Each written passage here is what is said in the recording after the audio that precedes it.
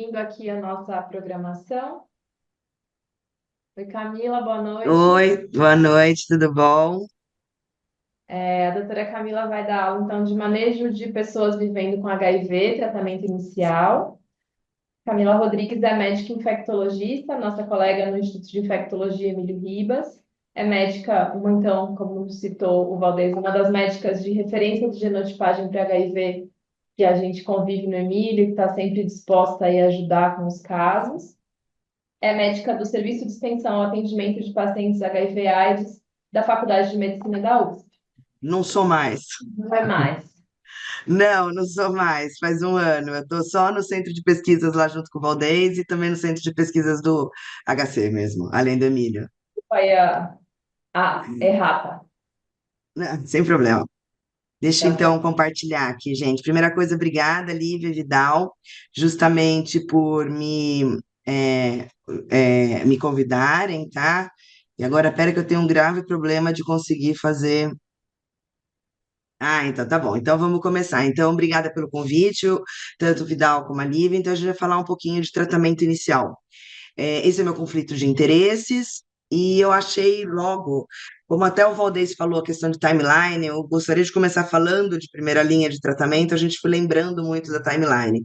Eu acho que uma coisa importante é a gente entender as eras de antirretrovirais que a gente teve de 81, a primeira descrição do caso de AIDS, até atualmente. Então, entender que nosso primeiro antirretroviral foi a zidovudina em 87, e até 95, que foi a era HART, né? Com o advento do primeiro inibidor de protease, que foi o saquinavir, a gente vive uma era de grande dos análogos, e um pouco, tanto eles análogos de nucleosídeo como não análogos. E aí a gente teve muita biterapia não funcional nesse período. Após 95, a gente viu uma grande era dos inibidores de protease até 2007, quando a primeira inibidor de integrase é aprovado, que é o raltegravir. Em 2013, a gente tem o segundo aprovado nos Estados Unidos, e em 2017, o dolutegravir é incorporado no Brasil, então a gente tem uma grande era da integrase no Brasil em 2017. E por que eu falo que isso é importante? Isso é importante porque muitas vezes você, quando o Valdez fala agora de resgate, de resistência, você não vai ter o histórico do paciente, porque o nosso CICEL esconde 2011. O paciente ele roda por diversos lugares, né? Então, entender aonde está o teu paciente nessa era e inferir o que provavelmente ele já tenha utilizado. Então, se ele é um paciente de 90, provavelmente ele tomou uma bitoterapia não funcional. Isso é muito importante. E também para entender como a gente mudou, né? Então eu falei que eu vou fazer uma aula um pouco histórica para a gente entender como que foi o advento nesse período de pandemia das mudanças dos guidelines internacionais brasileiros para entender na era que a gente está agora, né? Então, a primeira coisa é entender a cascata de cuidados contínuos do HIV, então essa é a última que a gente tem, e quando a gente fala de pessoas com HIV, a gente tem 899 mil pessoas diagnosticadas com HIV, mas quando a gente vê quantas estão em tratamento, somente 73% estão em uso de terapia antirretroviral. Então, a gente tem um gap de tratamento de 168 mil pessoas, né? E isso a gente deve, então, é um problema de saúde pública. E quando a gente fala os alcances das metas da OMS de 95, 95, 95, 95% das pessoas diagnosticadas, 95% delas em terapia antirretroviral e 95% delas com uma supressão viral, que na verdade a OMS considera menor do que 1.000, a gente só chegou na meta de 95% das pessoas em terapia antirretroviral estão com uma carga viral menor do que 1.000. Quando a gente fala de carga viral menor do que 50 cópias, a porcentagem no Brasil é de 89%, tá? E aqui um dado, assim, um pouco mais ainda, que demonstra um pouco mais de medo para a gente. A gente vê que uma grande parcela das pessoas que se descobrem HIV, o primeiro CD4 dela é inferior a 200 ou inferior a 300 cópias. E o grande problema disso, na verdade, é a questão de doenças oportunistas, a pessoa já se descobre doente. Observem aqui, ó, em torno de 50% das pessoas que descobrem HIV, o CD4 delas vai ser menor do que 350. E 30% delas, um CD4 menor do que 200.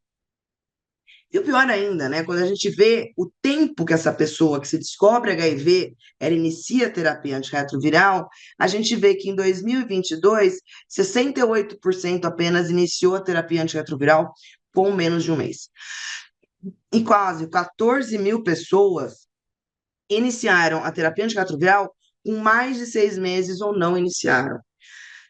Então, isso é um grande problema, um gap enorme, um hiato entre diagnóstico e início de terapia.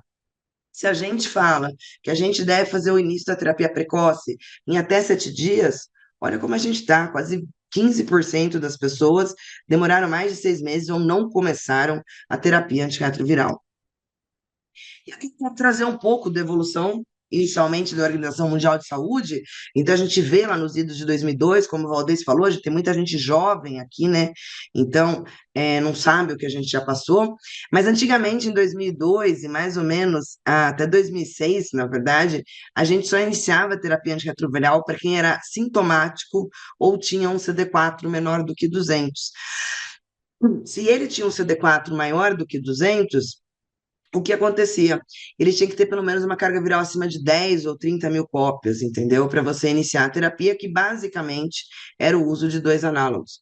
E você só usava inibidor de protease, né, em 2002, se a pessoa estivesse muito, muito doente, vamos definir assim. E a gente vê como isso progride. Em vigência já em 2013, CD4 menor do que 500, né? E em 2018, a gente já pensa, 2019, tratar todo mundo, né? E cada vez mais a gente tem esquemas mais fáceis, esquemas mais toleráveis, esquemas que não comprometam a vida da pessoa e simplificar o tratamento cada vez, e claro que muito seja mais palatável e menos tóxico. Isso também acontece no consenso mundial da Sociedade Internacional de AIDS. Esse aqui é o consenso de 96. Você tratava quem era sintomático ou CD4 abaixo de 200, abaixo de 500, se ele tivesse, é claro, acima de 500, ou se ele tivesse mais que 30 mil cópias, né? E daí você dava preferencialmente ou azidavudina com estavudina ou zalcitabina, e daí você só daria um inibidor de protease se tivesse CD4 mais baixo e ele tivesse mais sintomático, né, com uma doença oportunista pior. E quando a gente fala de consensos brasileiros, né, 97 foi o primeiro. E ele vai muito com isso, né? Então, a gente não tratava quem era acima de 350 cópias, então a gente tratava todo sintomático. Os assintomáticos, a gente só fazia tratamento acima de 500 de CD4, se ele tivesse uma carga viral acima de 30 mil, e você entrava com dois análogos, uma biterapia não funcional, abaixo de 200, que daí você avaliaria esse CD4 ou sintomático de você entrar, além dos dois análogos com inibidor de protease, e então a gente vê o quanto mudou. Também em 2001 ainda tinha muito essa questão que entre 200 e 350 cópias, né, a gente assintomático você tratava, os assintomáticos só abaixo de 350 cópias, ou se não, os também que tinham qualquer tipo de sintoma com infecção com tuberculose. Então, até 2001 também a gente só tratava abaixo de 350 ou sintomático. E olha só que maravilha os nossos inibidores de protease, né? Amprenavir, indinavir, lopinavir, neofinavir e tinha o ritonavir. Ele não era um booster, na verdade, né? A gente começava, você lembra, era 600 miligramas, 6 comprimidos 2 vezes ao dia. Ele era literalmente um inibidor de protease. 2002 e 2003, o nosso consenso de não tem grandes alterações, mas que entre os não análogos, né, no caso das pessoas com CD4 menor do que 200 e sintomáticos, e também nas pessoas com CD4 menor, assintomáticos, menor que 300. Não tratamos ainda as pessoas com CD4 acima de 350, e se você observar esse consenso, ele não fala muito que no caso de viremias mais altas, você tratar. 2004, mantém a mesma coisa, o que entra de diferente em 2004 é que a gente tem uma terceira escolha entre os análogos, que é o uso do tenofovir. Mas continuamos sem tratar as pessoas com CD4 acima de 350. E olha que interessante, né? Uma coisa que a gente fazia, ele estava no nosso consenso, né? Justamente que alguns casos, gosto de ler isso para vocês, de risco alto de resistência aos análogos, o uso de somente o inibidor de protease no esquema de resgate, embora facilite a adesão, pode resultar em baixa potência e menor barreira genética. E daí é necessário ter dois inibidores de protease mais o ritonavir, que é melhor indicado. Então, em 2004, estava no nosso consenso o uso de resgate com dois inibidores de protease. Isso não é balela, isso não é invenção. A gente vê muito isso quando a gente avalia os prontuários, mas entender que isso estava escrito no nosso consenso é para os mais novos verem o que a gente já passou nessa vida. Em 2008, muda um pouquinho, na verdade, então a gente tem uma questão que alguns grupos específicos com CD4 entre 500 e 350, a gente considerava o tratamento, então, com infecção, com hepatite C, risco cardiovascular elevado, outra neoplasia, e mais a gente continua como não análogo à primeira linha e o inibidor de protease como alternativo. 2013 vem uma coisa mais maravilhosa, a gente começa a ter uma revolução como indetectável, é intransmissível, e começa a se pensar em tratar todo mundo, independente do CD4, visando reduzir a transmissibilidade do HIV, desde que ele esteja motivado, tá? E as pessoas com CD4 menor de 500, a gente já estava, independente de carga viral, podendo iniciar a terapia antirretroviral, e aqueles com uma carga viral acima de 500, notem que isso é diferente de 2008, tá? Em 2008, a gente avaliava esse grupo entre 500 e 350 células, e aqui, as pessoas acima de 500, a gente vai no mesmo tipo de grupo. Então, portadores de hepatite C, neoplasias, doença cardiovascular avançada, carga viral acima de 100 mil cópias, você avalia, você pode tratar. Outra coisa importante, mantemos então os não análogos como a nossa opção de primeira linha, e inibidor de protease era o esquema diferencial. E daí, por que que isso muda? Basicamente por dois estudos, o START e o Temprano. O START é um estudo com pessoas que vivem com HIV, ele é de 2015, esse estudo, com CD4 acima de 500, eles são randomizados em dois grupos. Um que iriam iniciar a terapia antirretroviral imediatamente e outro que teriam essa terapia postergada até uma queda de CD4 menor do que 350, um evento AIDS ou qualquer evento que necessitar de terapia antirretroviral.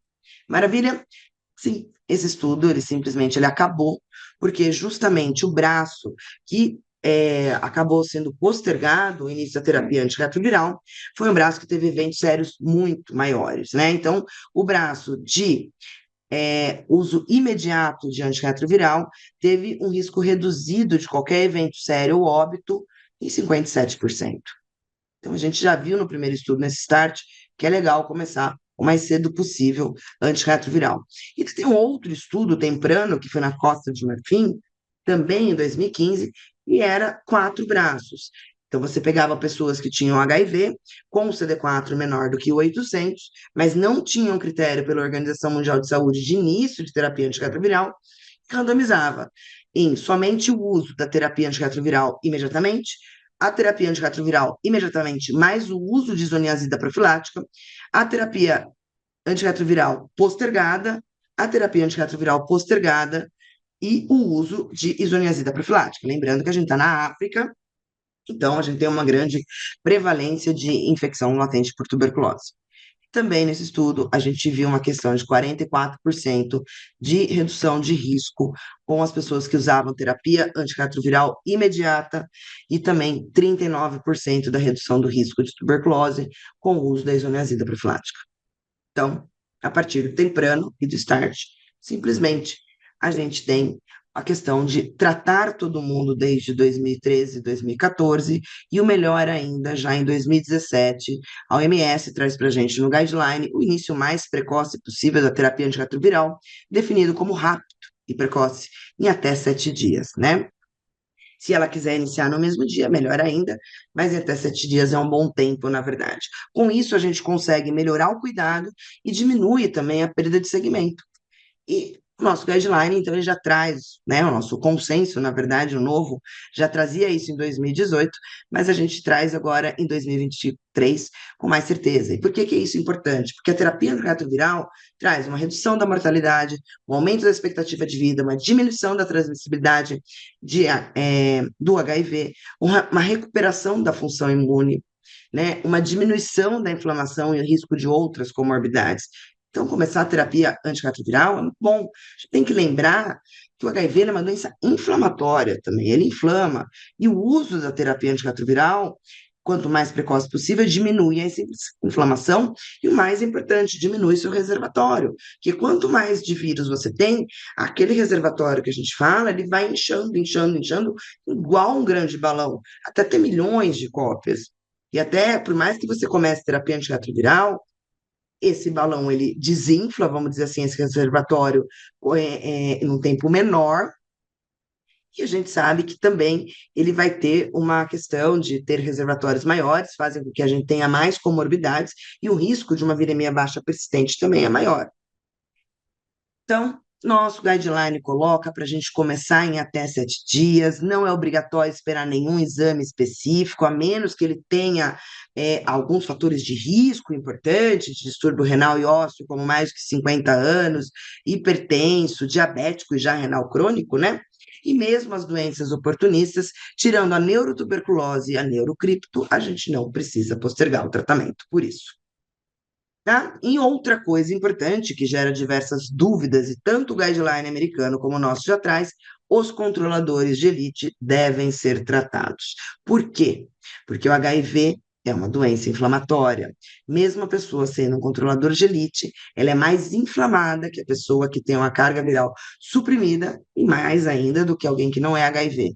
Então a gente sabe que tratar o controlador de elite diminui essa inflamação, que diminui os eventos não AIDS nesse grupo. Então, tratar também que existe esse tabu de tratar controlador de elite, não já está muito bem definido no guideline americano e no PCDT da gente. É óbvio que, então, já que você começa, você vai ter que ter uma abordagem inicial. Pela primeira vez, o nosso PCDT traz um roteiro para essa abordagem, e que eu acho um ponto essencial aqui. Além, é claro, da gente saber sobre histórias familiares, alergias, se você tem outras comorbidades, o que mais se toma? Vulnerabilidade, gente. Eu acho que você entender os critérios de vulnerabilidade do seu paciente através de parcerias, práticas sexuais, uso de drogas, etilismo, é profissional de sexo, faz quem sex, usa tabaco, álcool, como que é a sua prática sexuais, quantos parceiros, isso é extremamente importante, porque isso é um critério para a gente também fazer, acolher melhor aquela pessoa e ter uma adesão e não ter perda de segmento. É claro que também tem uma explicação, que é um CD4, transmissibilidade, explicar que U igual a U é muito importante, ver desejos de ter filhos, né?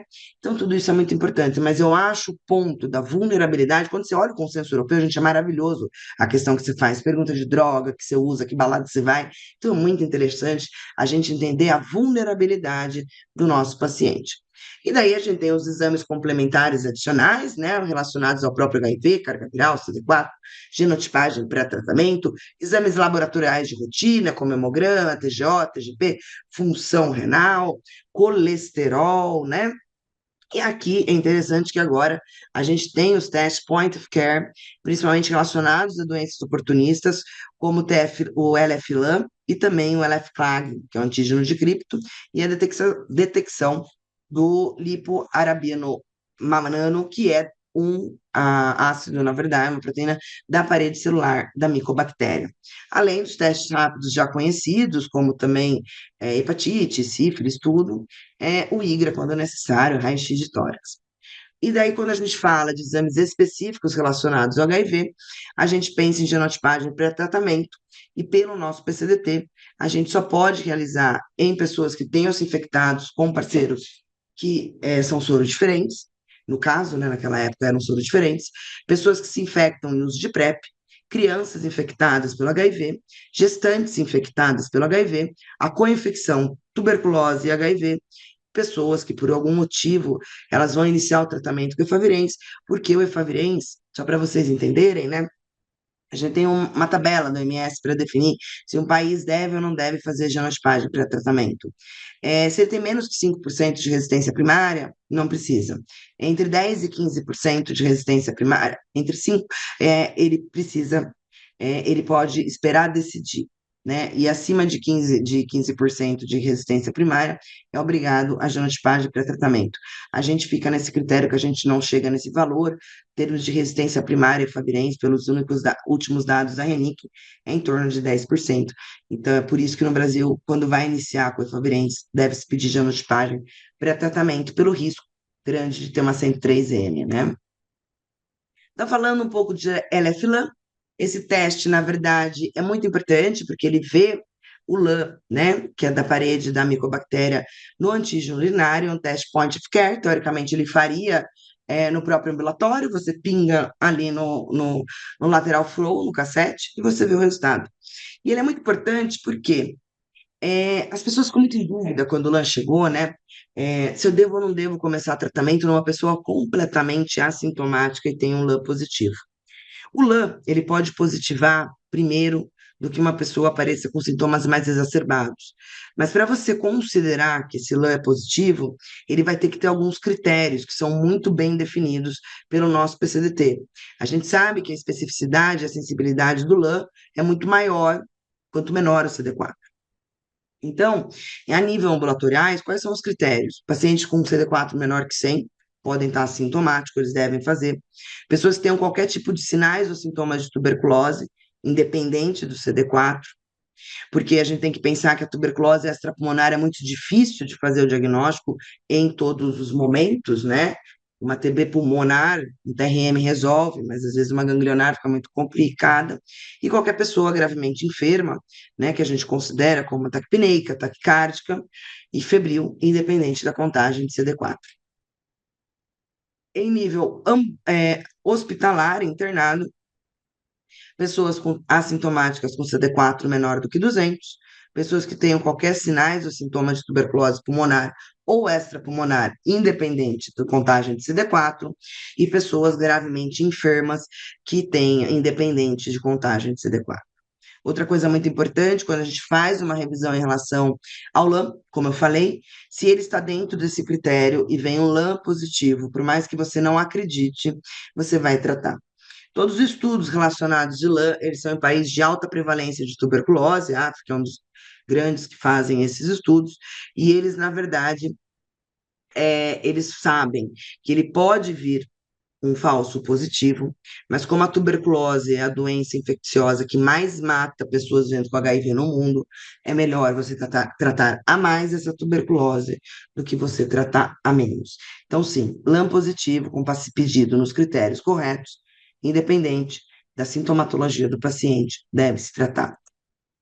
Quando a gente fala de tuberculose latente, lembrar então que pessoas vivendo com HIV com CD4 acima de 350 deve ser pedido um IGRA, sempre quando descartada tuberculose ativa, e se elas são descartadas tuberculose ativa com CD4 menor do que 350, a gente já faz o tratamento da ILTB, independente de fazer IGRA-PPD, não há necessidade. Atualmente, contamos com 3 tratamentos para ILTB, que é a isoniazida por 9 meses, a isoniazida com a rifampicina por 12 semanas e a rifampicina por 4 semanas. Outro teste de inclusão, que inclusive o José participou, eu acho que também do estudo piloto, é o uso do LEFCRAG, justamente pessoas vivendo com HIV com CD4 menor do que 200, avaliando se eles têm, então, sintomas neurológicos ou não. Se o CD4 é menor do que 200, você vai fazer obrigatoriamente o LFCRAG, né? Se ele vier positivo, a gente tem que realizar hemocultura e também a punção lombar, né? Se daí essa punção e a hemocultura vierem negativos, na verdade, né? A gente faz um tratamento pré-emptivo para cripto, né? E também investiga também outras infecções oportunistas, mas isso é muito importante de a gente lembrar que toda pessoa vindo com HIV com CD4 menor que 200, ela tem que fazer um LF-CRAG. Dependendo se ele vier positivo ou negativo, a gente continua a avaliação para neurocriptococose. Lembrando do tratamento preemptivo, no caso de cripto. Então, a gente tem uma fase de indução de 14 dias, consolidação de 8 semanas e uma manutenção que fica até o início da terapia antirretroviral, caso ainda ela não tenha sido iniciada. Falei de todos os consensos, né? Tipo, até 2013, e não falei desse ano. Desse ano é muito simples, gente. Quando a gente olha os diversos guidelines, o americano, o europeu, da Sociedade Internacional de Infectologia, o da OMS e do Brasil, basicamente, a gente vai iniciar a terapia antirretroviral com dois análogos e os inibidores de integrase. Algumas exceções, né, como do europeu, do IAS e do DHS, que eles permitem o início de terapia dupla com lamivudina e dolutegravir na primeira linha, a qual o Brasil não pode, sim, somente para a suíte, tá? Então, basicamente, nosso PCDT, ele fala sobre o uso que a gente vai iniciar lamivudina, tenofovir e dolutegravir.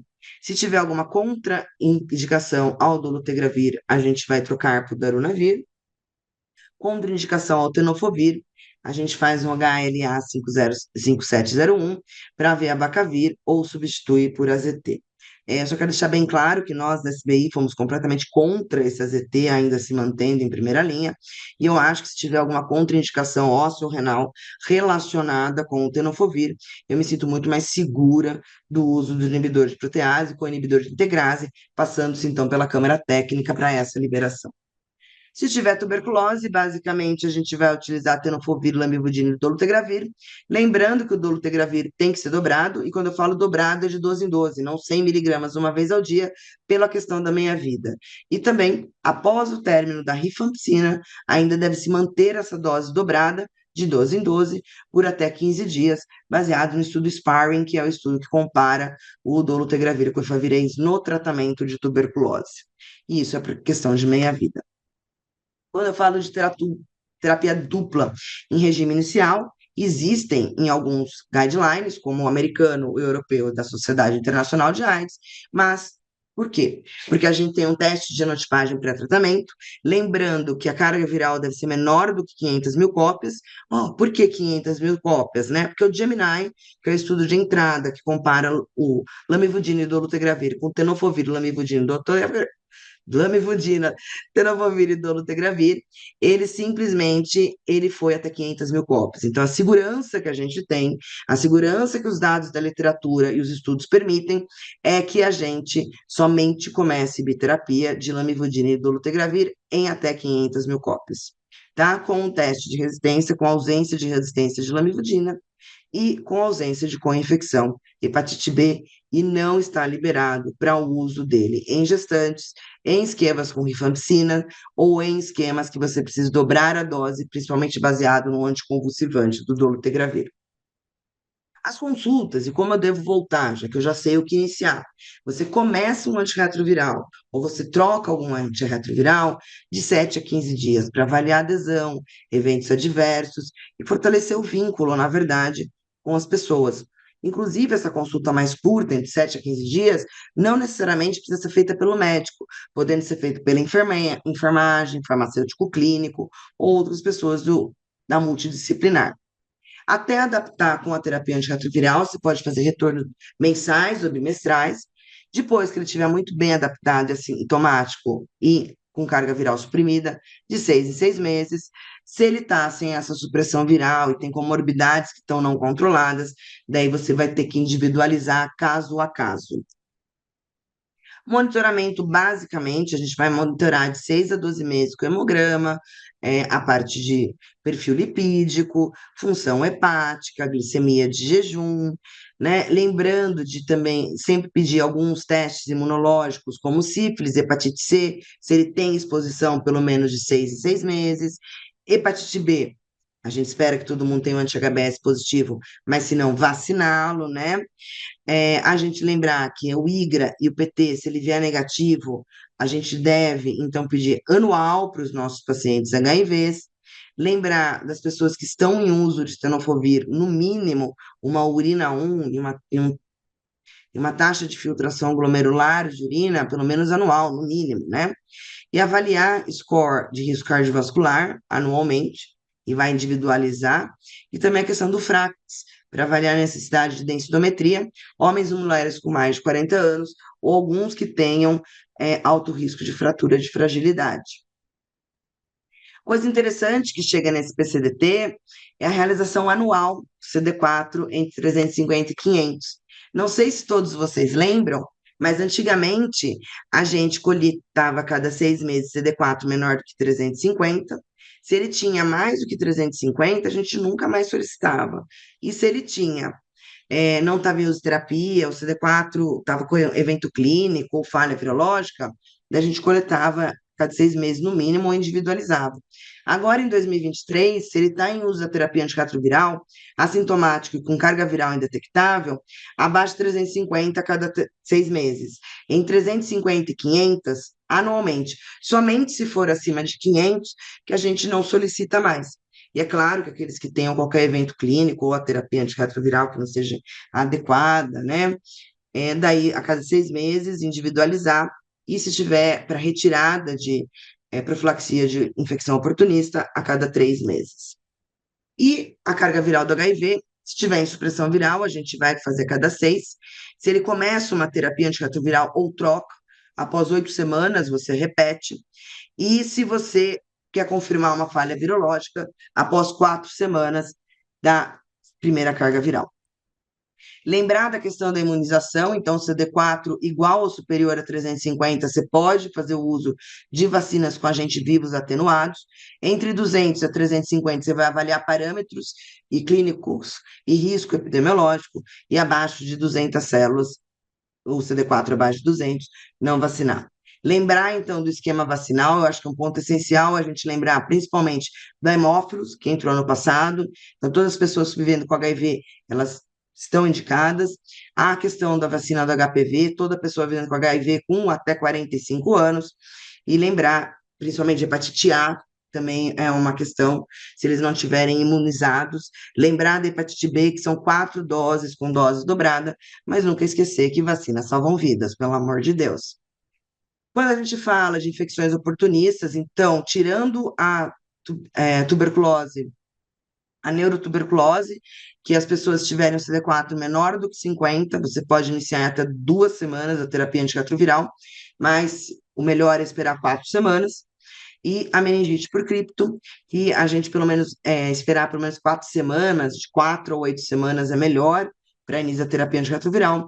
Nenhum outra das infecções oportunistas há necessidade de aguardar para início da terapia, e também a questão do medo da síndrome da inflamatória da reconstituição imune não é uma desculpa para início precoce da terapia antirretroviral. A gente sabe que isso pode acontecer piorando uma doença pré-existente já, que daí é a paradoxal, né? Então, ele está com uma tuberculose, piora o gânglio da tuberculose, a gente chama de CIRI paradoxal, ou de alguma doença que a gente não tenha visto, na verdade, e é a mascarada. A gente sabe que CD4 menor do que 100, e justamente de cargas virais mais altas, já a gente sabe que provavelmente a gente vai ter a CIRI, e é importante avaliar a relação temporal entre o início da TARV e o início desses novos, de exacerbação desses sintomas.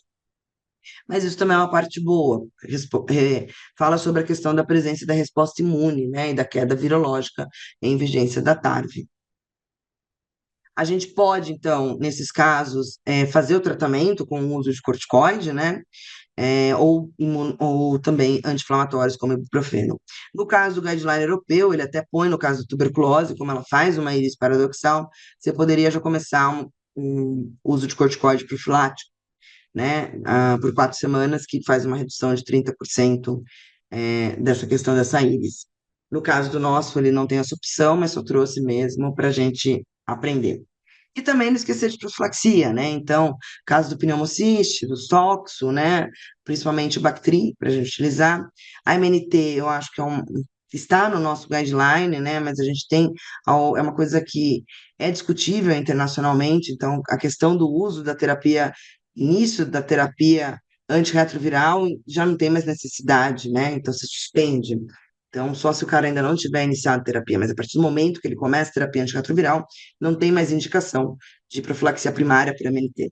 Histoplasma, lembrando das áreas endêmicas, com CD4 menor do que 150, citomegalo e cripto, a gente não indica a profilaxia primária. Não trouxe a profilaxia secundária, senão vai ficar uma aula muito extensa. Eu entendo que daí vocês já assistiram desde as 16 horas a aula, então tá bem cansativo, né? Mas eu trago o que eu acho que é basicamente, depois que você faz todo esse avaliação com esse paciente, lembrando principalmente como eu falo de acolher de vulnerabilidade, a gente tem 5 pilares para o sucesso nesse tratamento. Ter a carga viral indetectável, sempre a primeira meta do nosso tratamento. Evitar visitas desnecessárias ao ambulatório, para evitar o impacto na vida pessoal pelo acompanhamento médico daquela pessoa. Ela tem vida, gente. Ela não tem que ficar indo porque, sei lá, você está com dúvida, se quer alguma coisa, entendeu? Ela tem uma vida pessoal, ela trabalha. Né? Manter sempre a qualidade, score de qualidade de vida dessas pessoas, então otimizar tudo em relação à saúde para a qualidade de vida, ter um cuidado consistente da mesma equipe de saúde, médico, assistente social, farmacêutico, enfermagem. A gente sabe quando isso não acontece, a questão da adesão é comprometida, é muito importante ele se sentir integrado na equipe de saúde. E, claro, de forma nenhuma a gente ter qualquer forma de estigma e discriminação. Então, qualquer forma disso dentro do ambulatório, dentro do hospital, é completamente errada, na verdade. Então, eu termino por aqui. Espero ter conseguido ficar dentro do tempo. Eu acho que agradecer o Gabriel, o Vidal, o Valdez, a Roberta Schiavon, que também me ajudaram com esse slide dessa aula. E lembrar justamente Emílio Ribas por inteiro e a gente continuar na luta pelo nosso instituto. E agradeço a associação, principalmente, por estar à frente dessa luta também. Camila, então, obrigada. Agradeço a Camila, agradeço todos os palestrantes, todo mundo que aí assistiu com a gente até agora. A gente agradece também o apoio da Sociedade Paulista de Infectologia, que ao longo dos anos vem sempre nos ajudando aqui com a questão do espaço, com a logística, da parte de informática, e também o patrocínio da Janssen, mais uma vez, que nos ajudou, né, com a realização do curso. Sim, agradecer também mais uma vez aí a disponibilidade dos palestrantes, todos foram muito bem escolhidos. Desculpem aí pelo atraso, mas foi inevitável. Agradecemos muito, as apresentações foram de excelência e esperamos repetir aí o curso o ano que vem. Muito obrigado a todos.